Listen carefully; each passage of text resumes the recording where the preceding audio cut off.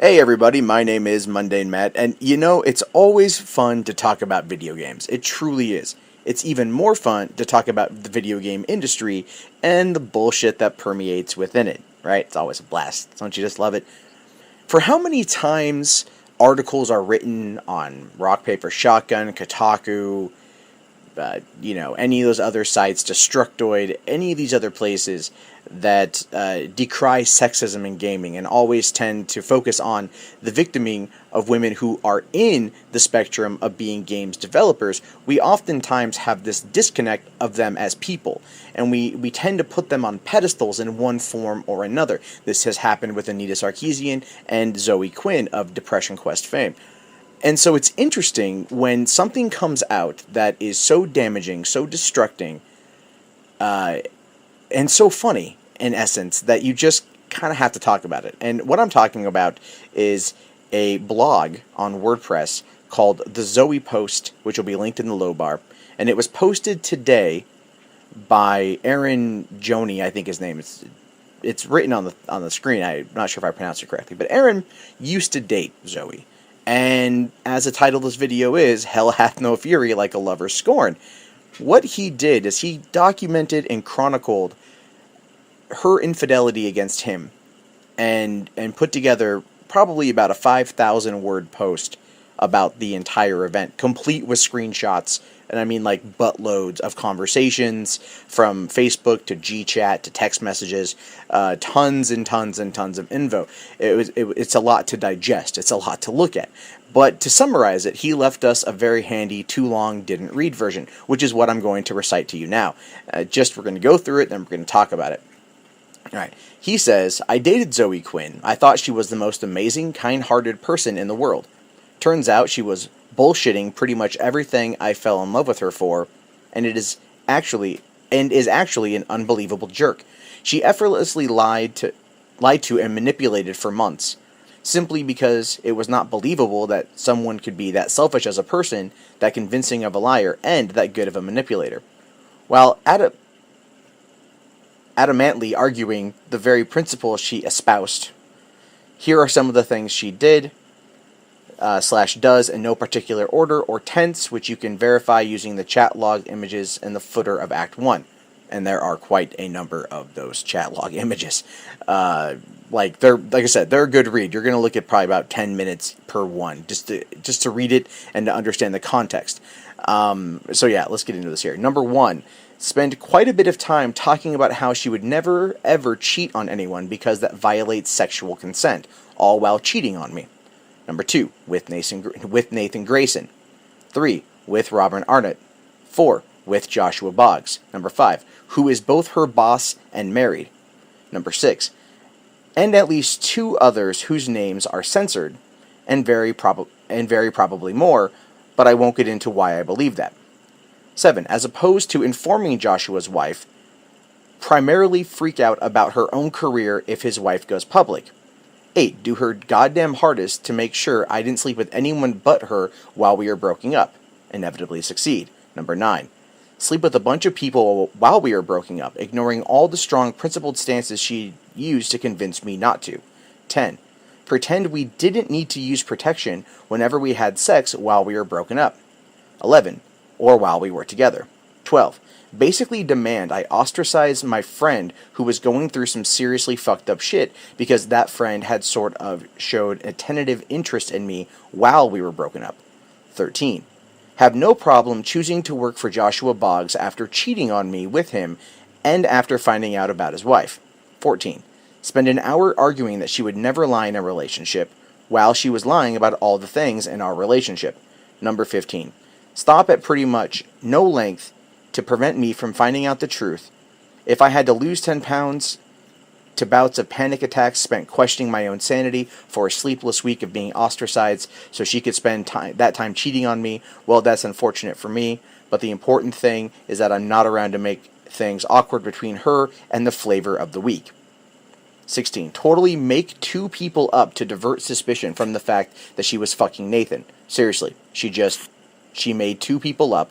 This probably doesn't deserve its own item list, but like the claim that there were 2 additional people crashing with her was one of the things that made me think I couldn't possibly have been right to worry during the panic attack week, because who the hell would just fabricate people? 17. Later go on to ostracize Nathan for a week simply so she could fuck some other guys. Number 18. Have unprotected sex with me like 12 freaking hours after cheating on me with her boss. Number 19. Express remorse really damn well, really damn often, and only about the specific thing she has been caught doing. Express no remorse about anything she hasn't been caught doing yet. Lie in literally the same breath she is expressing remorse about having lied, which isn't to say her remorse is fake. I can't know if it is or isn't. It sure looks and sounds real enough.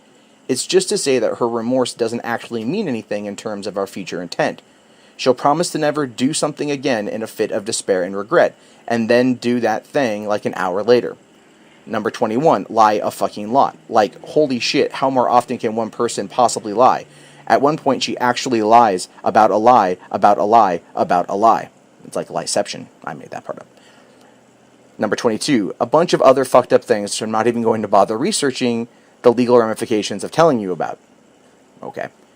Number 23, after making a grand show of remorse and expressing a desire to make all of this up to me, go on to ostracize me, because doing the right thing and making it up to me isn't worth the risk that I might go public with any additional admissions if we have to talk things out online. Number 24, be really fucking good at pretending to be worth looking up to. And at the end of it, I still can't stop referring to Zoe Quinn as Burgers and Fries. If you know the restaurant Five Guys Burger and Fries, that's what he kind of refers to her as. So yeah, this entire thing, it's pretty long.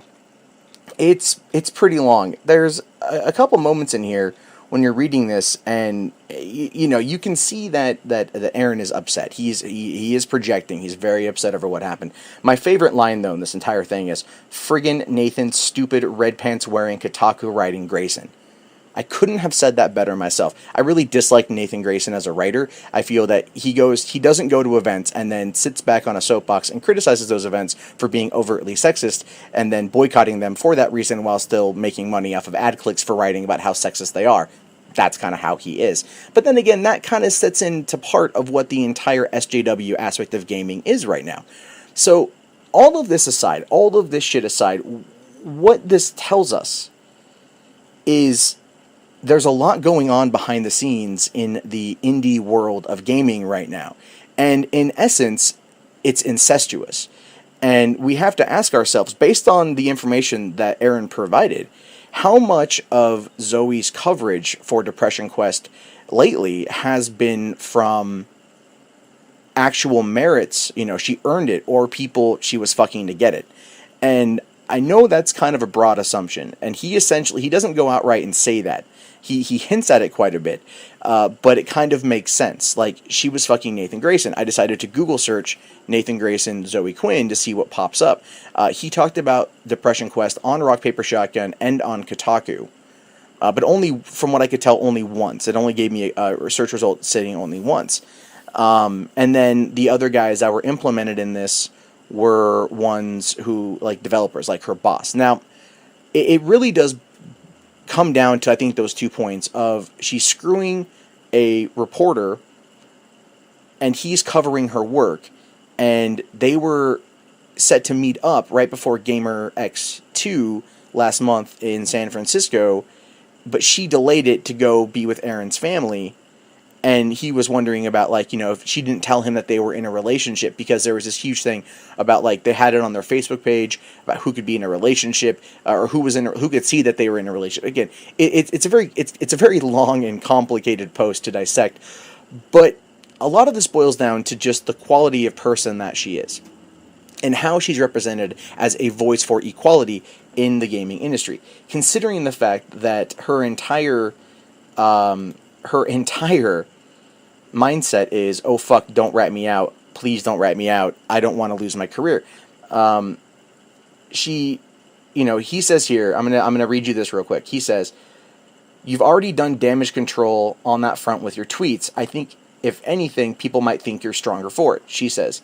And the fuck-ups are my own, but I didn't know that she existed when it happened. She's talking about Jason, Jason's wife. I felt horrible about this for a while, and he can still fire me.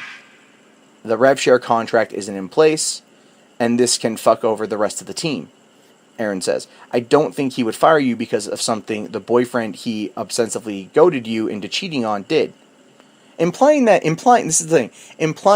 she didn't cheat on him willfully, which I find to be interesting, but I do want to talk about that here in a second.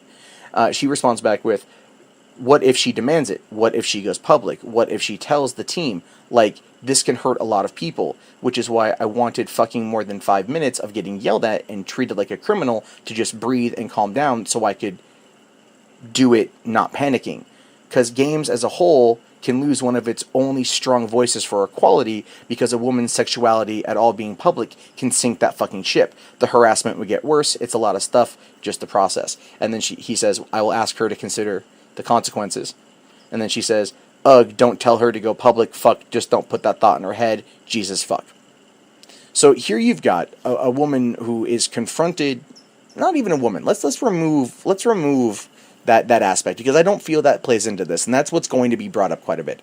You have a partner who cheated on their partner with a married person. The angered party wants to locate the contact information of the married person's spouse and reveal that information to them. And here you've got the cheater saying, please don't, this is going to hurt my career because this bad things could happen. And that right there kind of gives you the overall mindset of this. If you really read through this entire post, you see that there's a lot of things that happen in order to protect herself. And it's interesting, because one of the things that happens when we discuss games journalisms, indie games, and kind of that disconnect, or that lack of disconnect, we start to see these patterns emerge. And these people are all really close, really good friends. And I've talked about that before too. Kind of like Gone Home had a lot of the early reviews came in from close personal friends of the development team. Same thing kind of happened here with Zoe